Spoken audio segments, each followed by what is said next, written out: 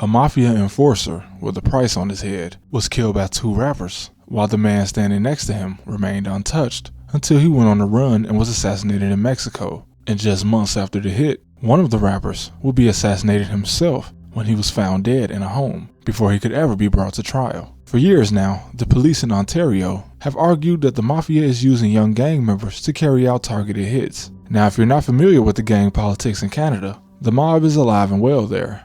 Targeted hits are being carried out by young men paid big money by the mob in an attempt most likely to cover up their own involvement. Flipper is a Toronto rapper from a hood called Jungle in Lawrence Heights, and YS is another Toronto rapper from Shoreham Courts. These are two young men that had reputations on the street, as YS was known as a shooter, somewhat controversially, as I've even seen him being accused of hitting an innocent victim in one instance, while Flipper, also known as Postman, is reputed to be a shooter and a bank robber, with him being identified in shootings from Alberta to Ontario since all the way back in 2013, which for reference, Calgary, a city in Alberta, to Toronto, a city in Ontario, is about a 33-hour drive, so it's safe to say that this guy's been getting active all over Canada, and this is likely what put him on the radar of the mafia in York. Now, Antonio Fiorda was known as a mobster in Canada, and the police associate him with the Commisso crime family, which is part of the Saderno group. Now, the Saderno is a huge criminal association related to Ndrangheta, which is widely considered to be the most powerful mafia in Europe, although it's less centralized than you might think, as it's divided into several different families. But in Canada, it's called the Saderno because the first mobsters associated with Ndrangheta to come over to Canada came from the small town of Saderno in southern Italy. And obviously the main branch of the Commisso crime family is in southern Italy, but they have a very dangerous branch in the greater Toronto area, also known as GTA. Now, Antonio, also known as Tony or Scratch due to his gravel voice, had been laying low for some time after his release from prison, as in 1996, Tony was arrested when police not only found an AK-47, but also several explosives at his home in North York. Now, according to an associate of his, Tony was a made man, an enforcer, and a loan shark, but somebody wanted Tony dead. Now, since 2016, he had been working as sort of a bodyguard for a money man in the mafia. This money man had been the victim of a home invasion and robbery, probably because of all the money he was laundering, which led to a senior member of the Commisso family requesting that Tony watch over him. Could the same people that robbed this money man be the ones that wanted Tony out of the way?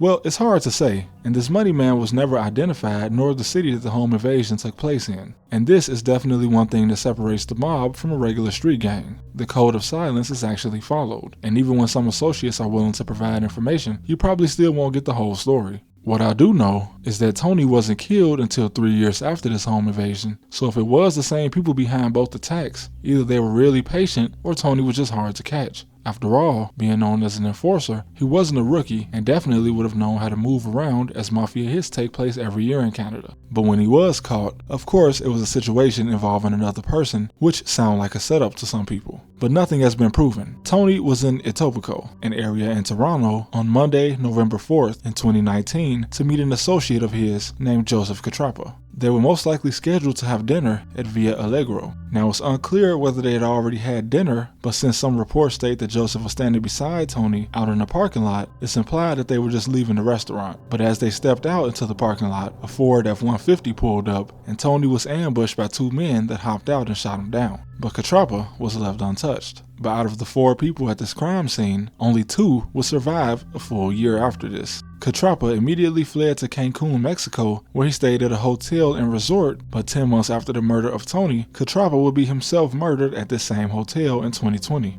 Now, Catrappa was also associated with the Musitano crime family, which was headed by brothers Pat and Angelo Musitano. Both brothers, though, have since been killed. Now, as for the 2 rappers, Flipper and YS, just 1 year later, the Toronto police would end up discovering who the 2 shooters were in Tony's case. Flipper was arrested, but YS, who authorities identified as the one who actually fired the fatal shots, couldn't be arrested because he was found dead inside of a residence 4 months earlier. And although Flipper, aka Postman, would allude to the fact that YS should have been the only suspect, he never actually said YS was the shooter, likely trying not to place himself at the scene. But when asked about the picture of him and YS holding a large sum of money, he states that the money all belonged to YS. Now, the Crown prosecutors state that the 2 men were paid $60,000 for the hit, but they provided no evidence of who actually paid them, probably because they had none. Now obviously, the only living man on the case couldn't indicate who paid him without implicating himself in the crime, but it's likely he didn't even fully know who it was that paid him. If what Canadian authorities say is true, and that the mob has been paying low-level street guys to do their dirty work, it's likely that they were also smart enough to remain anonymous while doing it. But who would have wanted Tony dead? The two rappers are less important in this part of the story because it's clear that they were just pawns. YS was probably killed to tie up a loose end, or by the Camiso family themselves if they figured out who the shooters were. And Flipper was a crash out, and the Mafia most likely knew this, so he was definitely disposable. Now, the Camiso family has many enemies, and almost a year before Tony's death, in July 2018, Cosimo Camiso, the nephew of another Cosimo Camiso, who holds a leadership role in the Mafia, was sitting in a vehicle with his girlfriend Chantel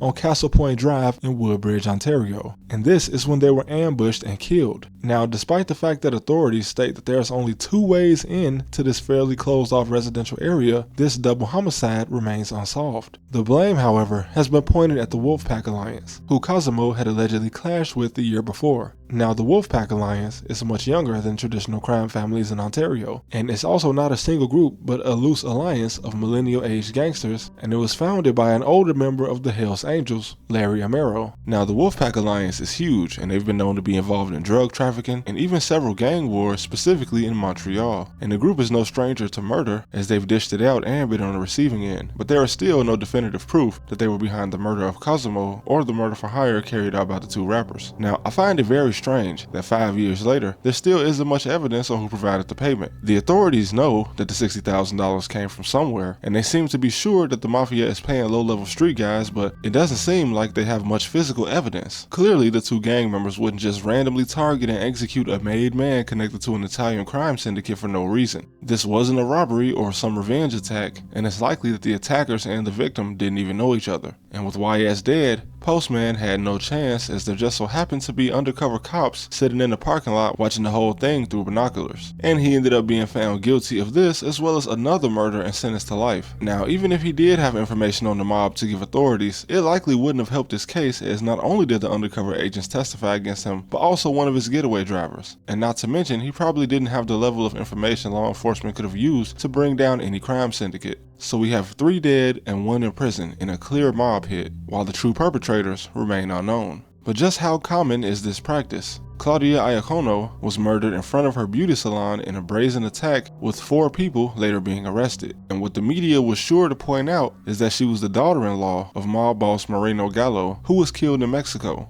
Now, in the attack on her, there was no robbery. She was shot in her car, but no Grand Theft Auto took place. So it looks like this was just another targeted hit. Canada is more dangerous than a lot of us Americans will give it credit for, and I have vastly understated just how many mafia killings have taken place over the last 10 years. In the US, whatever business the mafia has going on is mostly kept under wraps. Every now and then in New York or Philly you'll hear something, but there seems to be more back and forth shootings between organized crime groups in Canada, more resembling the US mob activity from decades ago. It's not just the low-level gang members and drill rappers. There are multi-million-dollar operations, cartel connections, and cold-blooded wars happening within our northern neighbor. But if you'd like to hear me go deeper on this subject, just let me know in the comments. And as always, thank you guys for watching.